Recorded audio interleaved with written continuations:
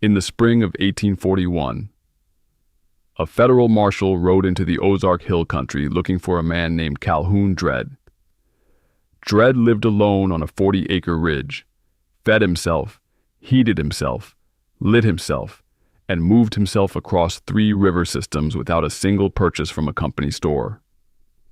The marshal found him.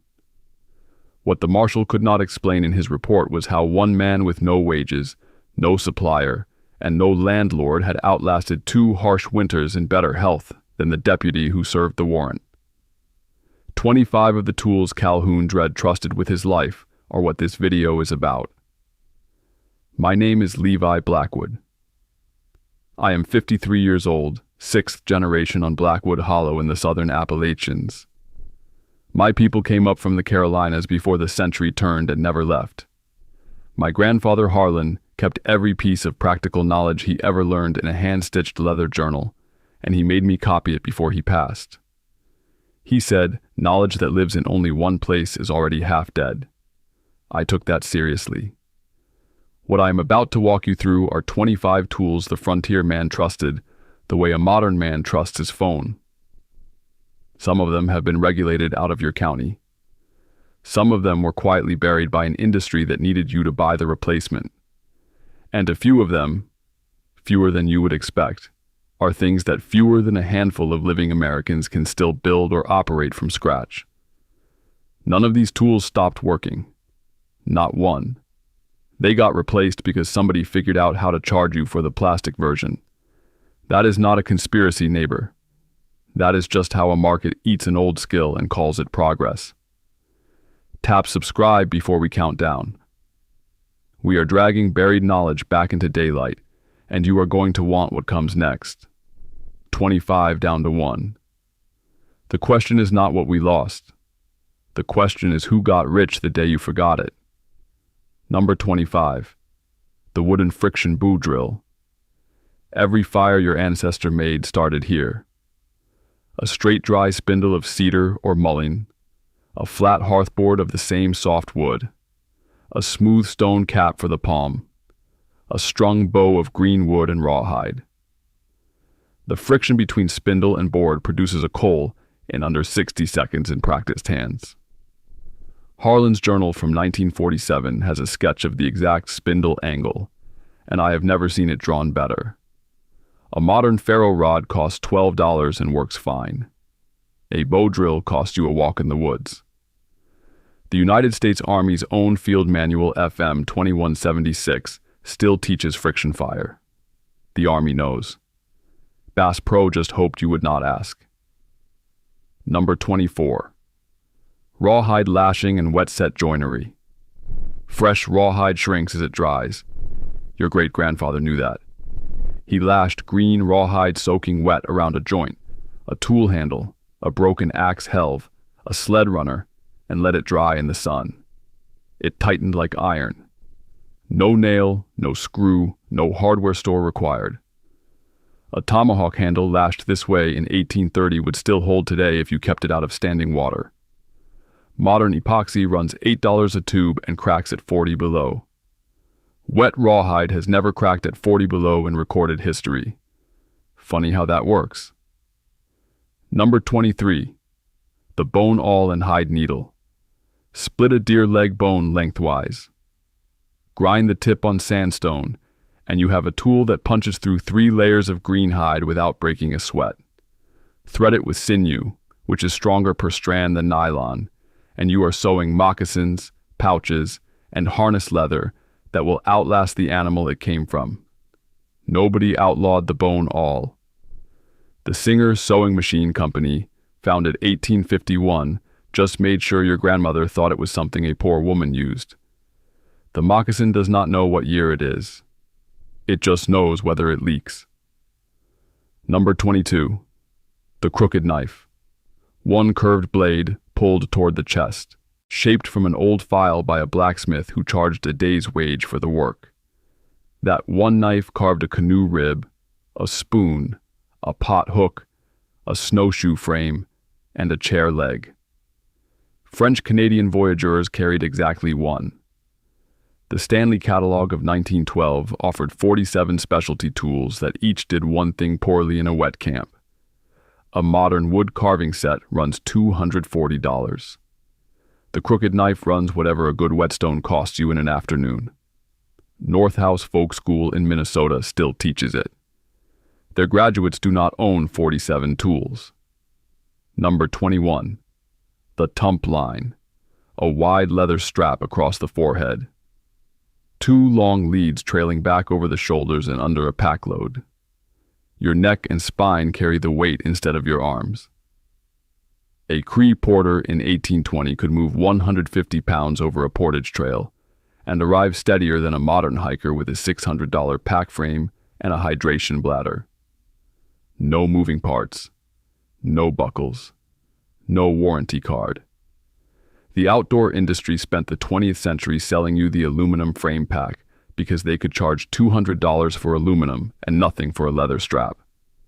The tump line is still legal in all 50 states, just so you know. Number 20. Natural fiber cordage from stinging nettle. Pull mature nettle stalks in the fall. Wet them in water 4 to 6 days. Peel the outer fiber, twist it against your thigh, and you have cordage that tests at 70 to 80 pounds tensile strength per strand. Indigenous peoples across North America used nettle cordage for nets, snares, bowstrings, and lashing long before European contact. The nylon rope industry does not want you to know that the weed growing in your fence line is a rope factory. I am not saying burn your paracord. I am saying the fence line is full of rope and you are walking past it every morning. Number 19. The wooden spring snare. A sapling under tension. A carved trigger notch. A loop of natural cordage set at the right height above a game trail. Release the trigger and the sapling snaps upright, catching a rabbit or grouse clean and quick. Every trapper from Maine to the Rockies in 1830 knew a dozen variations. By 1972, the Federal Aid in Wildlife Restoration Act and subsequent state trapping regulations had classified untagged snares as illegal in most jurisdictions without a trapping license. Reasonable in intent. But the effect was a whole generation that cannot feed itself from the woods without a plastic trap and a sporting goods receipt. The snare still works. The game trail has not moved. Number 18. The stone boiling vessel. No pot, no problem. A birch bark tray or a green hide pouch filled with water, and then fire-heated stones dropped in one at a time with 2 sticks. The water boils. The meat cooks. The bark does not burn because the water keeps it below ignition temperature as long as you keep adding stones. Expedition Dr. Edwin James documented this method among Rocky Mountain bands in 1820. A titanium backpacking pot runs $89. A creek bed and a fire cost you the walk. I have done this with my nephew twice behind the woodshed. Boy asked me where the pot was. I handed him a flat rock. He has not looked at a camping catalog the same way since. Number 17. The birch bark torch. Roll a tight cylinder of dry birch bark, 8 inches long and 2 inches across. Light one end. It burns 15 to 20 minutes with a clean, bright, resin-fed flame. A birch forest in winter is a hardware store full of torches. No batteries, no LED, no USB charging port. The Coleman lantern went on sale in 1914. Before that, a man in the woods after dark used what the trees gave him. Leave no trace guidelines, codified in 1994, discourage harvesting bark from standing trees in managed forests. I am not telling you to strip a national park. I am telling you the torch works, and in a genuine emergency, the forest is on your side. Number 16. Antler pressure flaker and stone napping. Take a white-tailed deer antler tip. Press it against the edge of a flint or obsidian blank with controlled downward pressure. A flake shears off. Repeat, shaping an edge sharper than a surgical scalpel. That edge cuts sinew, hides, meat, and wood. Prehistoric peoples made knives, scrapers, and arrowheads with nothing else. The skill did not go extinct. It went to university archaeology departments where it lives behind glass and tenure. A modern fillet knife runs $30 and dulls by Saturday. A properly knapped flint edge never dulls.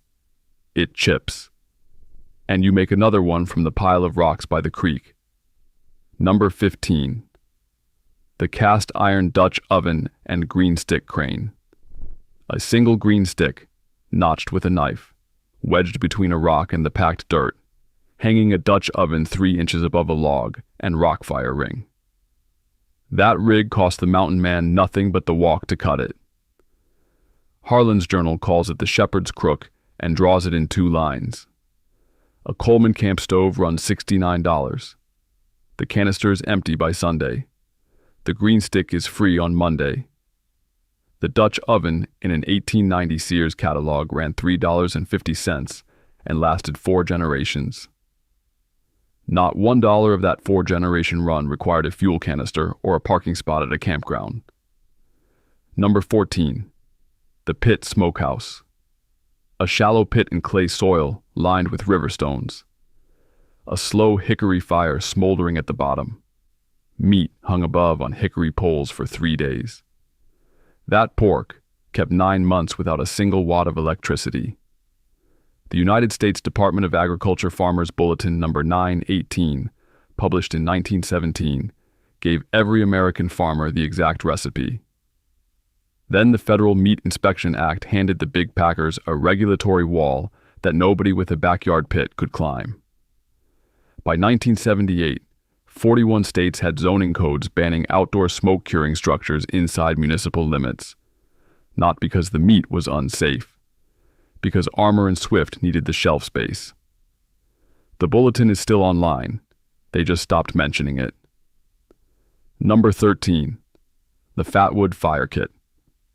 Deep in the base of a long-dead pine stump, the heartwood soaks with resin over decades until it is orange and oily to the touch. Shave curls of it into a pile the size of a walnut. Strike a spark. It catches in wet snow, in rain, in the kind of cold that makes a modern lighter click uselessly 3 times and quit. A box of chemical fire starter cubes runs $8 for 12. One-time use and half of them will not light in a real rain. Fatwood is free in every state where pines grow.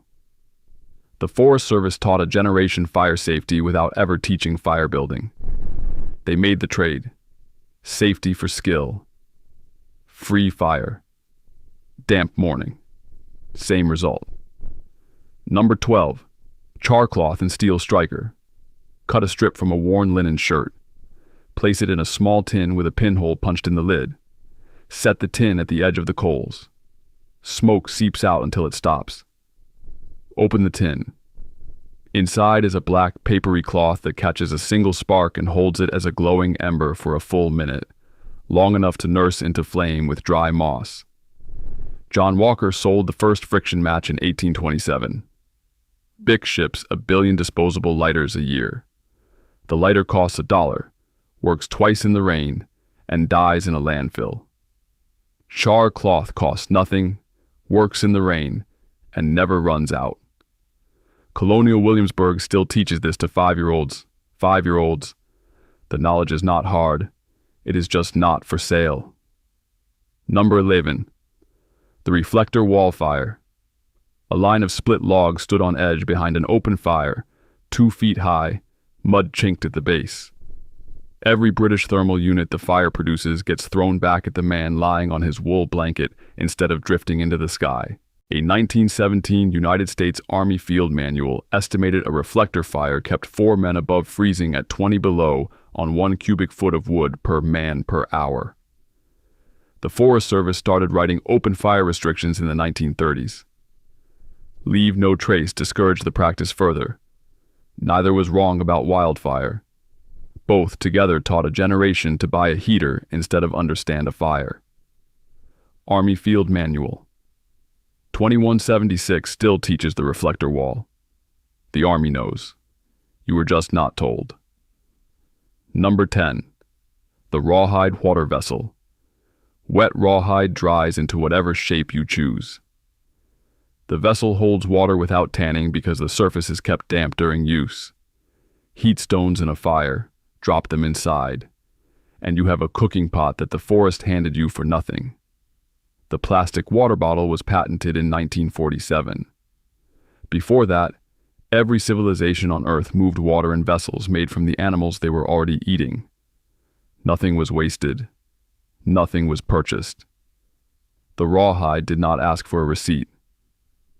Number 9. The wooden deadfall trap. 3 sticks and a flat rock. That is the figure 4 deadfall, one of the oldest trap designs in human history. A carved trigger holds a heavy flat stone at an angle. An animal disturbs the bait. The trigger releases. The stone falls. The trap resets in 30 seconds with no moving parts and no factory involvement. By the early 1970s, state wildlife codes across the country required licensed trapping equipment with specific tagging requirements. Reasonable on paper. But the figure 4 deadfall, which leaves no footprint and costs nothing, became legally complicated in most jurisdictions. The rock still falls the same way it did in 12,000 BC. Gravity has not been regulated. Yet. Number 8. The sweat lodge frame. Bent willow saplings driven into the ground in a circle. Lashed into a dome with rawhide, covered with hides or wool blankets weighted at the hem so no heat escaped at the base. Fire-heated stones carried inside on a forked stick and set in a central pit. Water poured over the stones in slow ladles. Steam rising in the dark. A man on the trail with frozen joints, a riding fever, or 3 weeks of trail filth on his skin came out the other side of that lodge feeling like a different person. Because he was. The sweat lodge was medicine, ceremony, and practical field hygiene for dozens of indigenous nations across the continent simultaneously. It required no ingredients you could not find within 100 yards of camp. It left nothing behind but a circle of bent saplings and a pit of cooled stones.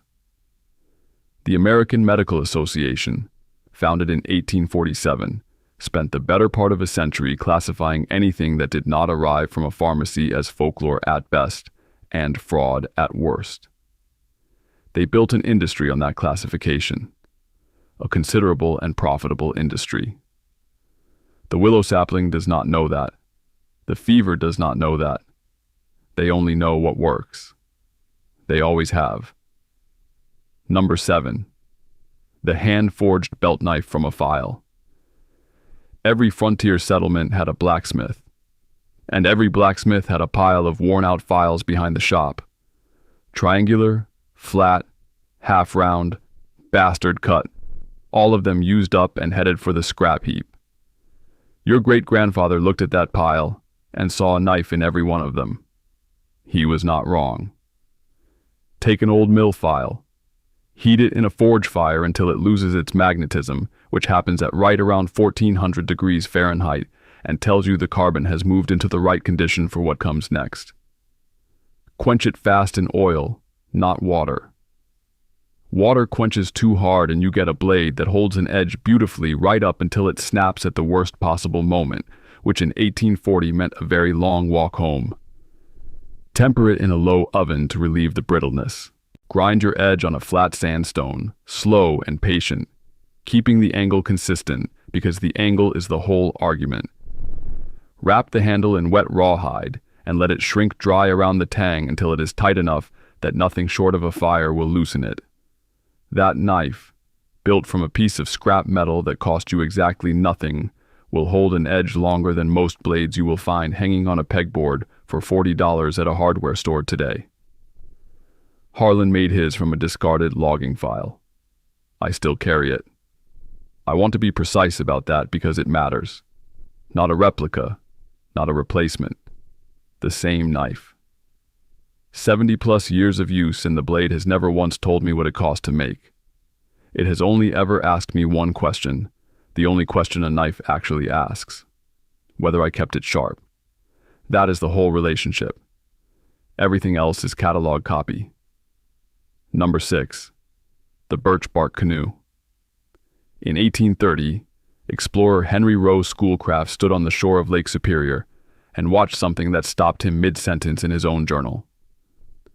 Ojibwe canoe builders were peeling single sheets of birch bark from standing trees, each sheet 10 feet long, released clean from the trunk because they knew to work in early summer when the sap ran and the bark let go without tearing.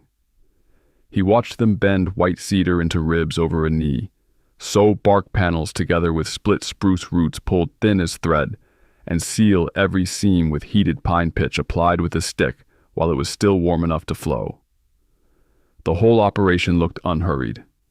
It looked like men doing something they had done so many times it had become the same as breathing. The finished canoe weighed 50 pounds. Carry that number for a moment.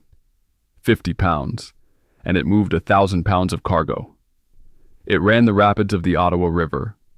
It crossed open water that would swallow a modern aluminum hull in a bad chop. And if it got damaged, the builder pulled 3 materials from within 50 feet of the nearest shoreline and fixed it before the fire died down. No factory, no replacement parts, no warranty department that puts you on hold for 20 minutes and then tells you the damage is not covered. Here is where this one lands differently than every other tool on this list. The Great Lakes Indian Fish and Wildlife Commission counts fewer than 40 master builders alive in North America today. 30 or so working in Ontario, a small handful in Minnesota, Marcel Lebel in Quebec. When those men go, 3,000 years of watercraft knowledge goes into the ground with them unless somebody younger decides the library is worth keeping open. I am not being dramatic, neighbor. I am reading you the clock. That somebody in the next generation could be you. The bark is still on the trees. The spruce roots are still in the ground. The knowledge is the endangered part. Number 5. The black powder rifle and home ball casting. That rifle was built to outlast its owner. Picture the tool. Curly maple stock. Iron hardware forged at a local smithy. A barrel rifled by hand with a draw tool and a patient afternoon. The man who bought it did not need a supply chain. He did not need a store within 200 miles. He needed a lead source, a hand mold, a horn of powder, and a creek bank with decent flint. That was the entire logistics network. One man, one rifle, indefinitely self-sustaining. Lead cast into round balls in an iron mold held over a fire. Black powder measured from 3 ingredients any frontier settlement carried: charcoal, sulfur, saltpeter. Flint napped fresh from the creek bank when the freezin wore the old one dull. The frontier rifleman was his own armorer, his own gunsmith, and his own ammunition supply chain all at once. When something broke, he fixed it. When something ran out, he made more. The rifle did not ask for a receipt. It asked whether you knew what you were doing. Here is the line, because you deserve it straight. The Gun Control Act of 1968 and the federal regulations that followed put significant legal guardrails around home manufacture of functional firearms and components. I am not your lawyer, neighbor. I am not telling you to cross a line I cannot see from your county. What I am telling you is that this level of self-sufficiency, the ability to arm, maintain, and resupply yourself from raw materials without a manufacturer in the middle, was ordinary competence for 200 years of American life. The rifle did not get less accurate when that law passed. The law just got more specific about who was allowed to be that competent. Make of that what you will. Number 2. The copper still. A federal marshal kicked a shed door open in Maggie Valley, North Carolina in March of 2008. The man standing inside went by Popcorn Sutton. 62 years old, leather vest, long gray beard, a copper pot still behind him with a coiled worm, and a wood fire burning low underneath. They charged him under a tax law written in 1862. He never made it to the day he was supposed to report. That is the whole story of number 2 in one paragraph. Copper pot, copper worm, wood fire underneath, corn mash fermented in an oak barrel. It is the oldest distillation technology in the Western world, and it is not obsolete. University of Hohenheim, 2014, confirmed that a copper pot still produces a cleaner distillate than an industrial column still because copper binds sulfur compounds during the run. The industrial version is cheaper to operate at scale. The copper version is better. Those are not the same thing, and the industry would prefer you did not notice the difference. Here is the line, because I always give it to you straight. Federal Law, 26 United States Code, Section 5601, written into the Internal Revenue Act of 1862, and still sitting on the books today, makes distilling drinking alcohol without a federal permit a felony. Not a fine, a felony. I am not telling you to run one. What I am telling you is why that law exists. Not safety, not public health. $2 a gallon. That was the excise tax the federal government wanted in 1862, and the law has been protecting that revenue stream ever since. Popcorn Sutton knew exactly what the law was and exactly why it existed. He made his choice with open eyes. You deserve to make yours the same way. Number 1. The mind of a sovereign man. Calhoun Dredd, the man the marshal found on the Ozark Ridge in 1841, did not own a single one of the 24 tools on this list by accident. He owned them because he had made a decision that most men today have not made, and most men today do not even know is available to them. He had decided that his survival was his own business. Not the store's business, not the government's business, not the catalog's business. His. Every tool on this list is a piece of that decision made physical. The bow drill is a decision. The crooked knife is a decision. The char cloth is a decision. The copper still is a decision, though that one will cost you a conversation with a federal judge if you make it wrong. I am not recommending the still. I am recommending the decision underneath it. Harlan Blackwood, my grandfather, used to say a man who can feed himself is a free man, and a man who cannot is a tenant, no matter whose name is on the deed. He was not talking about survival in an emergency. He was talking about ordinary life. He was talking about the slow, quiet way that a man becomes dependent on systems he does not understand, run by people who do not know his name, in exchange for a convenience that costs him something he cannot see on the receipt. The 25 tools on this list are 25 payments you stop making. The bow drill means you do not pay for fire. The snare means you do not pay for protein. The crooked knife means you do not pay for 47 specialty tools that break in the rain. The char cloth means you do not pay for a lighter that dies in the cold when you need it most. The reflector wall means you do not pay for a propane canister that runs out on Saturday night in January when the temperature drops to 20 below and the nearest store is 40 miles behind you. None of this requires you to move to a ridge and disappear. The stores are open. Civilization is fine. The only thing missing is the part of you that could handle it if they were not. And that part is not gone. It is just untrained. Pick one tool this week. Just one. Find a pine stump on your next walk and put a piece of fat wood in your pocket. That is the whole first step. That is how the library opens back up. One book at a time. One tool at a time. One decision at a time. My grandfather kept that journal because he understood that knowledge stored in only one place is already half dead.